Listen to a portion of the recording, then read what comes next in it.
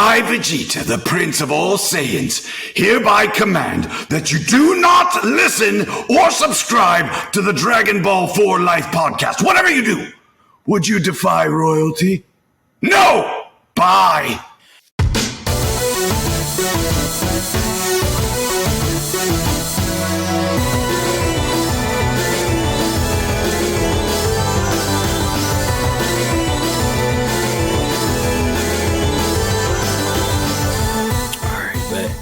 Damn, we ain't done the OG intro in a minute. Yeah, right? I don't even know if I remember it. I mean, I'm sure I do. It's muscle memory at this point. Look, you rest like riding a bike. Mikey, keep all that. All right, man. Look, lifers, it's the OG original interest. It's what brought us to the dance. And in the year, the way we started. Hey, full circle. Look, we be doing shit on purpose by accident. I love it. But with respect for, finishing how we started. Anna May, we have your attention, please, and welcome to another episode of Dragon Ball for Life, where you come for the content, but you stay for the culture. Yeah, we talking about culture like Goku eating soul food.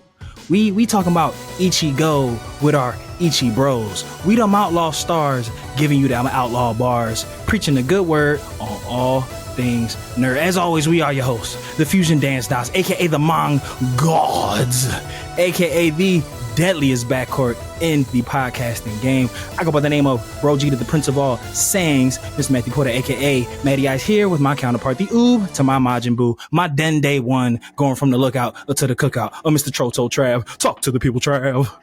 You know who it is. It's the kid Troto Trav. And I love thy women like Krillin. And you know what? Look, man, we back. We gonna end this year right. And I'm just out here on the block, going through barricades, taking over things. You mean like I'm chilling on the block like Aaron Yeager with a pager. You know what I'm saying?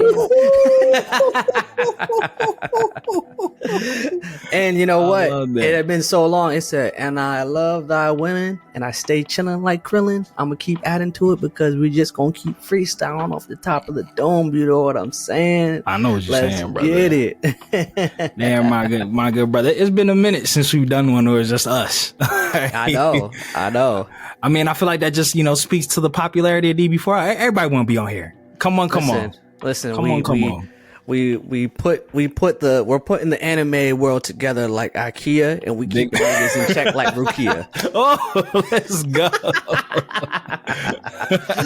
Yeah, man. And for those that are wondering what today's episode is going to be, we are DB4L. We are. But as you can know by now, due to the wide range of guests we've had on, the amount of references that we make, that we, obviously watch more than just Dragon Ball. Big facts. The first iteration of the latest edition, that is today's episode, we did cover a Dragon Ball character. But this time around, we're going to branch out. And what are we branching out in? Bro, we're going to branch out. Bringing back a oldie but a goodie. goodie. To a different anime. But we're going to give you a classic segment. Hey. And that's Real Ones University. ROU. And, shout out to our first inductee, Mr. Piccolo-san. Hey, the OG. And drink water and mind his business. That's what I'm saying. Hydrate and exfoliate. Yeah, I mean, what's crazy about that, and full circle moment, Matt, is that let's get it. In our ROU clip, we had talked about how like Piccolo, he just drinks water and exfoliates. He got the smooth skin. Big facts. And what happens towards the end of the year? He gets a new form where he's exfoliated as hell. Smooth Piccolo, baby. I'm not saying that we forecasted that. Listen, they did. Someone in the Dragon Room heard that. You know what? Let's make him smooth. He does take good care of his body, so we might as well show the fruits of his labor. Right. We be having my man out here looking like a raisin. It was like, let's give him something. Let's give him a bone. Right. He ain't commie. He's big facts. Still in his prime. He ages like a black person. He don't age like a blonde woman. You know what I'm saying? That's actually facts, yo. I never really thought about that. Total tangent before we get started. But what do we know for best? Like, that's what we always got to do.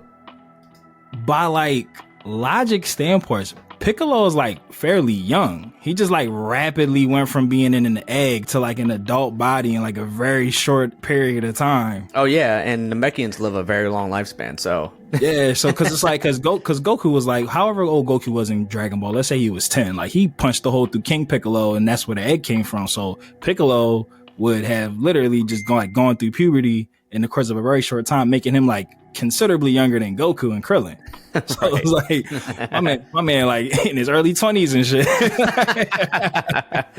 shit. He's still finding himself. That's what it is. Yo, and, big facts, bro. We cracked the code as to why Piccolo don't ever just, like be young bullying everybody, because he's clearly the smartest man in the room at most points of time. He trying to stay humble and respectful. He's trying to respect his elders, bro. So we saying that Smooth Piccolo and Orange Piccolo, he's in his prime. So big facts. We saying he in he just turned 30. That's 2013 LeBron, bro. That's my Heat. Yeah.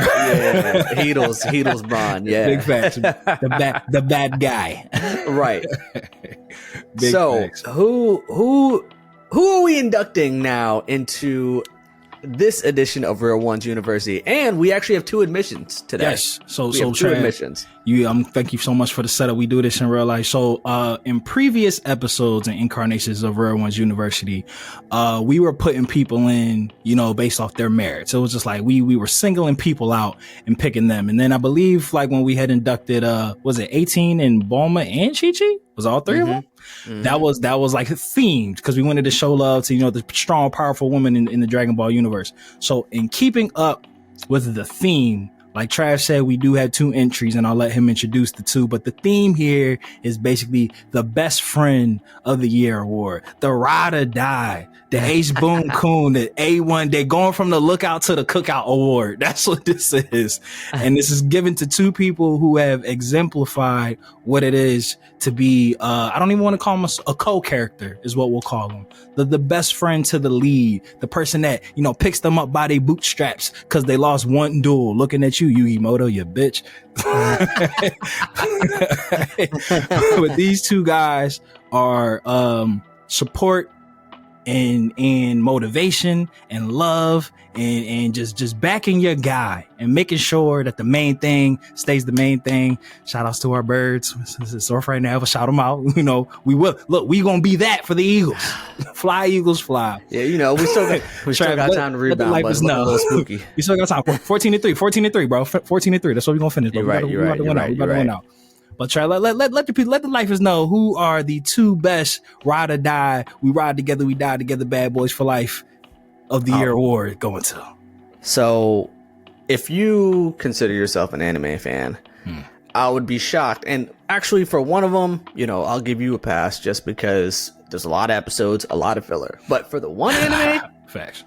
I feel like if you haven't watched this anime yet, then you can't call yourself an anime fan. But the 2 latest inductees to Real Ones University are Kazuma Kuwabara from Yu Yu Hakusho and Renji Abari from Bleach. So, Mikey, when you hear this, give them a round of applause. Give it some snaps all around for our guys. Snaps all around for our guys.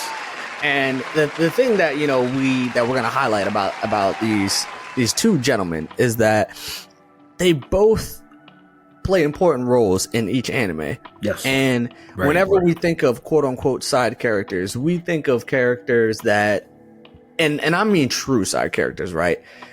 These are characters that help in the protagonist's growth. They actually move the plot forward. That sometimes tend to have more character development than the protagonist. Big facts. A lot of times they do, but they also tend to become beloved folk heroes within the fandom. And I'm going to start off with my Real One University inductee, and that is Kazuma Kuwabara.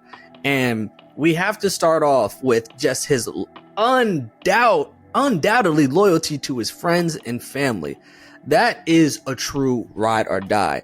Kuwabara, he might be the leader of his gang, but at the same time, he ready to take a bullet for them.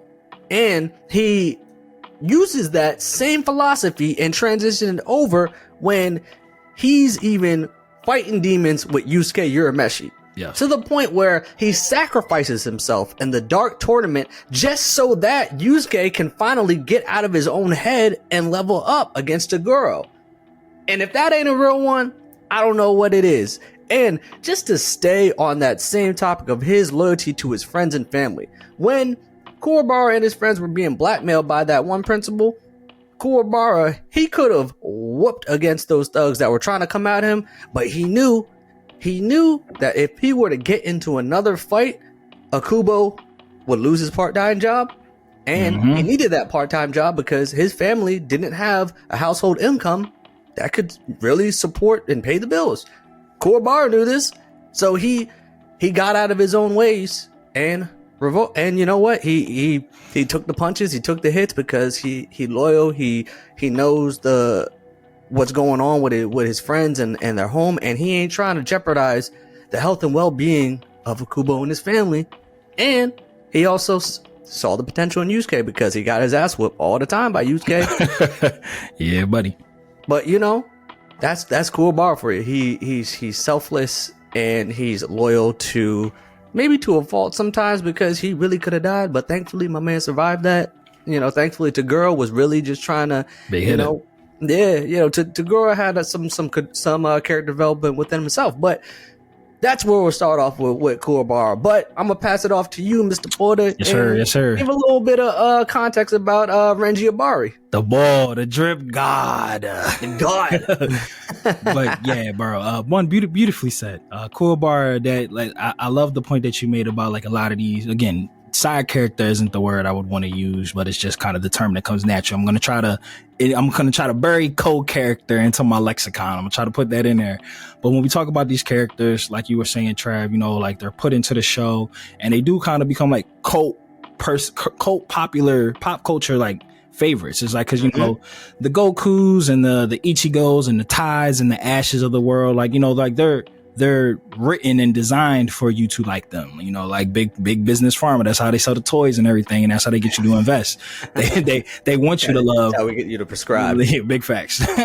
They want you to love the main character because it sucks you into the series. But so a lot of the times we get these co-characters like the Mats or the Brocks and the Miskis or the Renjis, as I'm talking about here, they're just kind of just made to move the plot along. Like, you know, when we can't totally let the main character do everything because it's just super underdevelopment and super underwhelming and just repetitive. You know, they have these side characters to help, you know, like conquer adversity. Like I said, when Yugi had lost that one duel in Duelist Kingdom to Kaiba and like literally considered retiring and was crying and didn't want to do, he lost his smile, all that shit, bro.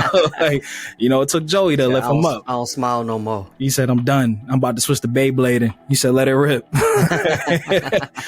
But the thing I love about Renji is he don't do that. He loves in a very different way. He calls Ichigo on his bullshit, and he does it often. It's rare that he agrees with anything Ichigo says or does, even if it works out. The Renji will even let Ichigo know that even when a plan worked out, motherfucker, that was dumb as shit, bro. Like, what if it hadn't have worked out? This would have been terrible. Like, he'll even let him know, like, when he's doing too much. But like I said, he does it from a place of love. It's not meant to be malicious. It might have been. But, you know, I feel like that was just a misunderstanding. I feel like, you know, he thought Ichigo was trying to move in on his main squeeze Rukia, when really that's brother-sister energy. He ain't know. But then when she figured that out, he's like, oh, you not trying to take my girl? Oh, yeah, my man. So I love the fact that Renji does challenge the main character, which in a sense makes him challenge the narrative. He's like saying, you know, like, oh, this is what the main character should do, or this is what the hero usually does do in anime. And Renji's like, nah, monkey wrench baboon snake wrench in the plan. Let's do something different. I also love. I'm sorry, you were about to say something, bro? No, I was about to say, like, Ichigo came into Renji's world. Facts. Big facts. And Renji was like, you new to this. I'm true to this, bro. It's like, I understand you a prodigy. I understand you kind of nice with it, but listen, you know this my hood, right? You know this my hood, right? You want some shit, Patch? Young boy, what happened to your mitt? He said, you want some shit, Patch? He said, what they call you, young boy? They call me Patch.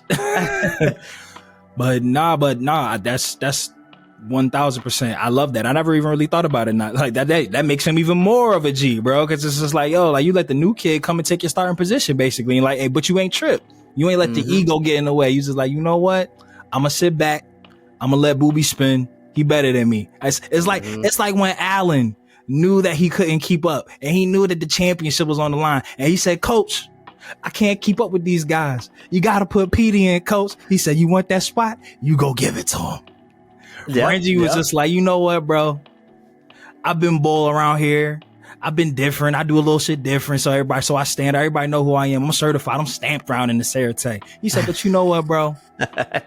I see that I could take us to a certain level. You could take us to the mountaintop, bro. Right. I can make sure that we good. You can make sure that we great. Right. So I'm gonna step back and I'm gonna let you spin. And not only did he do that so humbly, but he did that shit in the drippiest of drip. My man said, let me get the fur. My Bankai got fur coat. What your Bankai got? Yeah, he came through with it.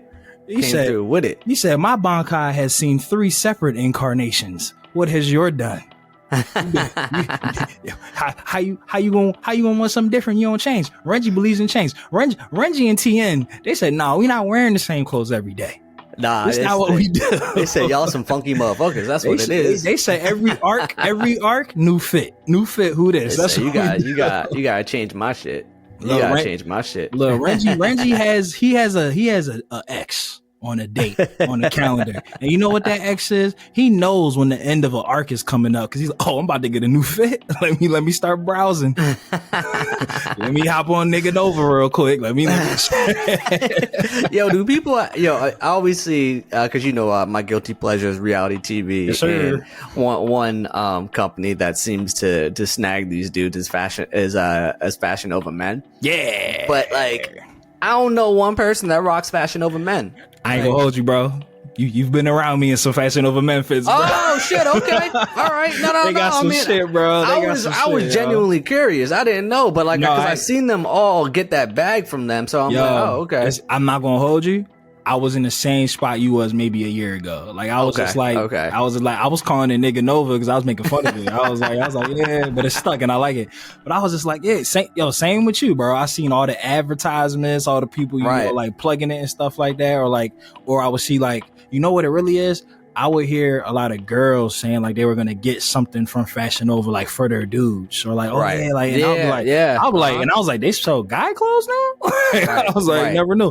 But then I was bored one day, man, fell down that rabbit hole. I was like, oh, they got some shit on here. You said, oh, hold up. Oh yeah, but they got some shit on here. You said niggas like Nigga Nova. Look, it's me. I'm niggas, yo. Speaking of I'm nigga, that's what Renji says every time he don't say Bankai, he say I'm nigga. That's what he says. But the thing that's funny about it is that if you were doubting Renji at any point, and actually if up to this point, if you were still doubting Renji, that's crazy. But I mean, come on, Squad Zero saw the potential in him. Like if Squad Zero is going to take Ichigo, Byakuya, and said Renji too, that we need to save from the Quincy's. Give me man with the red hair. I need that. Look, if they saw the potential, then y'all got to start believing. But to my second point about Kuwabara is, and we kind of alluded to the first point, but he always is standing and fighting for his values. Now, I ain't gonna say he's standing on business because that phrase is his own. Yo, already, and it just got here, yo. Yo, but we all know that Kuwabara, that man, when it comes to his values and the things that he believes in, he ain't budging. And that's what you gotta respect and honor about a man. He plants firmly on his occupation. That's the alternative. He not standing on business. He plants firmly on his occupation. He is solidified on employment. And that's the name of this episode. Solidified on employment. And then you got to put in parentheses, plants firmly on his occupation. Yo, when that catches on, that was us, bro. Easily. That was us. Like that was, by next week, we gonna start seeing alternatives, bro. Right. You gonna see that meme of like Beethoven is gonna say plants firmly on his occupation. Yeah. Look, he stands on his values, and you know what? He a lover boy, man. He goes for what he wants. He stays in it, and it sticks to his loyalty because he only wants one woman. He only wants, and that's EA's sister. He stay chasing that dream. And you know what? We gotta support our SoundCloud rappers. We gotta house them on the couches until they stop eating ramen noodles. But you know what? Angrish. Hey, shout out to RNG. Shout out to Reagan and Colin. But Core Bar, that man, he has his values that he won't budge from, and he lets you know. And one thing that I'll always respect in a person, it all depends on what they're spewing and what they're consistent with. But if you are consistent in your values and you stand by them and you never waver, I respect that, because that takes a level of dedication, especially when you are crossing different human and demon realms. Like it's, you're going to see a lot of different shit that's going to test your values, that's going to question your values. But, Core Bar, that man knows what he's rooted in. And you know what? He solidified in his employment. So let's give him kudos to that. Planted firmly on that occupation. Yeah, No, but that's funny that you had mentioned like with Cool Bar, only having eyes for one woman, because that was also another admirable trait that I wanted to give to I know, right? So it's like choking on life over here. He said, "Yo, this getting me emotional right now." Like man, it's just the love that he shows like for the people that he cares about. But so on that same aspect, like Renji is a goal-oriented person, and you had kind of touched on the track before we started giving Cool Bar his flowers again. You mentioning just planning firmly on that occupation, and just Renji going like everything about Renji. When you were talking about people doubting him, everything about Renji, like how his character was when he first got introduced, like screamed, "Oh, this is the side character that the bad guys beat up so the hero can save and show how strong he is." Like the litmus test for how we'll make the side character super strong, so when the bad guy beats him up, like, "Oh shit, that guy's really, really strong," and then we'll let Goku come save the day. But everything about Renji's character from like his initial introduction on Bleach kind of screamed that. Like it was just like, oh, this is gonna be the best friend character that that catches hands and feet from everybody just to prop up the hero. But Renji has like subverted that trope time and time again. Every time you think Renji has hit his plateau, he busts through that ceiling. And I relate that to his relationship status. Like he knew he wanted Rukia. He knew from rip. Yeah. From the time they was a kid, he's like, I'll play the best friend card. I'll play the guy that she says he don't got to worry about card. I'll play that. But he also had another thing going against him that he had to overcome, is that his captain is her bro. Bro. And look, he rode that line. He rode that line between being a good subordinate but keeping his foot in the door. He played it smart. Because if things were to go wrong, he would have been catching them pedals. Yeah. He would have Zembun Zakara. Yeah, Byakuya would have had him. Byakuya would have did to him what that Quincy did to Byakuya. Big facts. Which was I was sick when that happened. Yeah, man, that was gnarly. I loved every minute of it though. Yo, that shit was fire. Look, we've been teasing this 1,000-year Blood War arc review. We gonna get there, guys. We promise. We gonna get there. We gonna get there for sure. But so. And then the crazy thing about Renji, he stayed the course. He played the best friend card. He ended up winning her over, marrying her, having a kid. He was just like, you know what? I don't work this hard to get her. Let me work this hard to keep her. Because we all know that when spoiler alert, when all the deaths of the captains that didn't make it through the Quincy War Part 2 opened up, Renji could have easily took one of them spots. He could have. He's head and shoulders captain material. But he was like, you know what? I'm going to let wifey.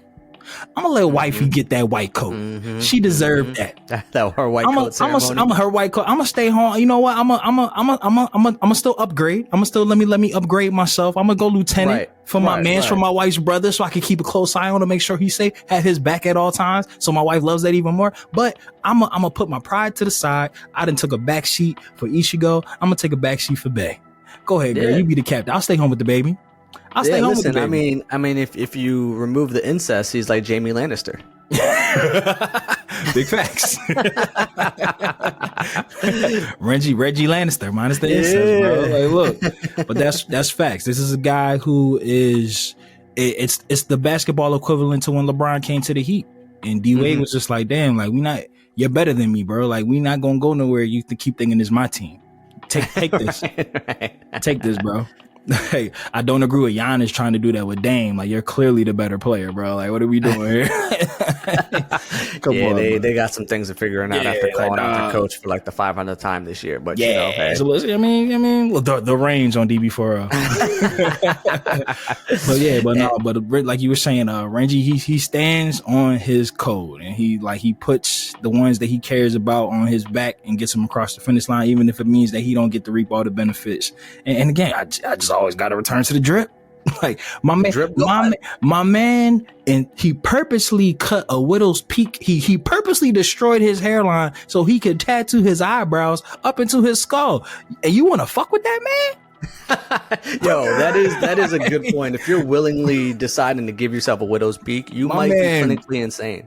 Purposeful pushing your hair back. It's nuts. When you already consistently rock a headband that's naturally gonna push your hair back, and not only that, if you've seen the flashback episodes, Rangy's hair was chilling. My man had luscious phone locks. Wasn't nothing going. And well into his teenage years, this shit didn't start peeling back. He was like, "Yo, let me make the best out of a bad situation." My man intentionally. He said, "Yo, shit back. The way that Vegeta made it is the way that Renji gonna make it." You said, "Give me that." He said, "Give me that Prince of All Saiyans, yo." Give me that royalty hairline. I need that. I need that Gallic gun, bro. Like, you know what I'm talking about.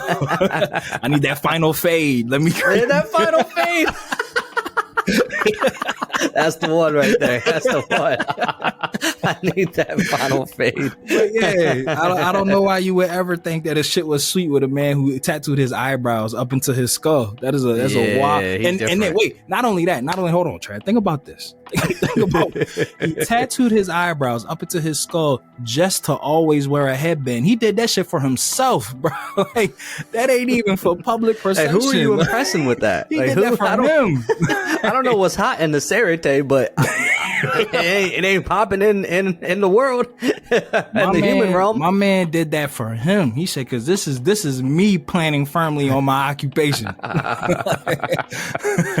He said, "Soul Society got to know this was hot. This was hot." You know, but bro, like we could go on and on about both these guys and cover so much more of their lore because they literally been there since the beginning of their show. Legit. Like the only other thing that everybody knows about Kuroba is that, and he shares the same trait that we were always we gave to Piccolo as well, is that Kuroba always ready to throw hands. He always ready to better himself. That's why he always went up against the best. Always wanted to fight Yusuke because he was trying to get better, and you can't knock that. You know what, brother? I love that. I feel like that's a perfect way to end it because speaking of throwing hands, I feel like Renji and Kuwabara share a very similar character trait. Is that they smack talk a Skywalker over there. You know, they run their mouth. They talk all their shit, but boy, do they back it up. Oh yeah, yeah. Boy, do they back it up. And Kuwabara is a regular human that could happen to see ghosts and just was able to create a sword out of his bare hands. So look. Hey, money. Real Ones University. We back. Look, don't get us started on Fake Ones Community College. It's on the way.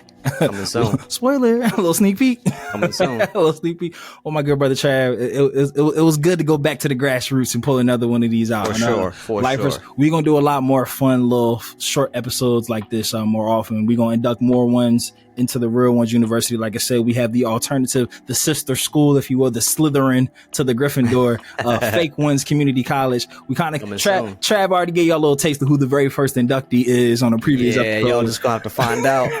big well, listen to previous episodes, and maybe you can guess. You might be able to crack the code. But good buddy, you already know when we close these things out, I'd love to give you the last word. Spread the message with any words of wisdom if you have any. Listen, just when you got those hard-headed friends that just always seem to just be on your ass about things, at some point you gotta listen to them. Ooh. They see the potential in you, and if you don't see it in yourself, they'll bring it out of you. And that's what we got Renji and Korobara for. So find your Renji, find your Korobara, and listen to them. Let's fucking go. I hate that I got to do like the pay the bills outro, because that was brother, you just planted firmly on your occupation with that one. I'm saying, man. I ain't saying, man. I'm just saying, man. My guy. But lifers, we call you guys the lifers because you quite literally put the L into DB4L, but we cannot build this spirit bomb without you. So if you would lend us your energy by way of likes, subscribes, listens, follows, all the other trendy things that we would need to do to build our fan base, you can do that by clicking on the all powerful link tree of might in the description of this episode below. And like we always say here on DB4L, whether you watch it or you read it, we all need it. So open up your nerd eye, and we will see you next time on Dragon Ball for Life. Dodon Ray. Shout out to super producer Mikey and Paul.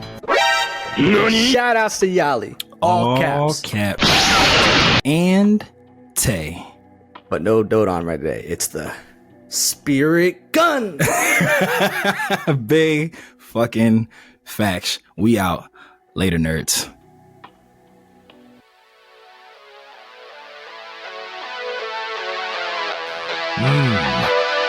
Mortals, listen up. It's your god of destruction, Beerus here. Subscribe and follow the Dragon Ball for Life podcast, or else you shall be erased from existence. Hakai.